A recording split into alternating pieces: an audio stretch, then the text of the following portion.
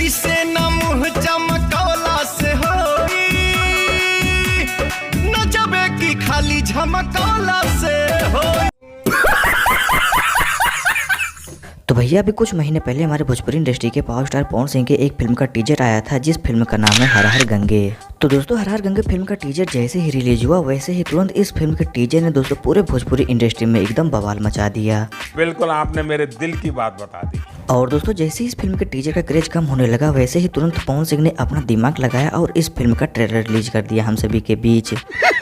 पैसा ही पैसा होगा। और दोस्तों जैसे ही हर हर गंगे फिल्म का ट्रेलर हमारे बीच में आया वैसे ही दोस्तों इस ट्रेलर ने पूरे भोजपुरी इंडस्ट्री में एकदम धमाका मचा दिया और इस फिल्म का चर्चा पूरे भोजपुरी इंडस्ट्री में जोरों शोरों से होने लगा। लेकिन तभी दोस्तों एक मोड़ ऐसा आया कि इस फिल्म को लेकर काफी विवाद भी होने लगा और इस फिल्म का क्रेज फिर से कम होने लगा। और तभी हमारे मास्टरमाइंड पवन सिंह के दिमाग में एक और खेला आता है और वह इस फिल्म का गाना हमारे बीच में ले आते हैं, जिस गाने का नाम है दोस्तों झमकौला से होई, न जबे की खाली झमकौला से होई।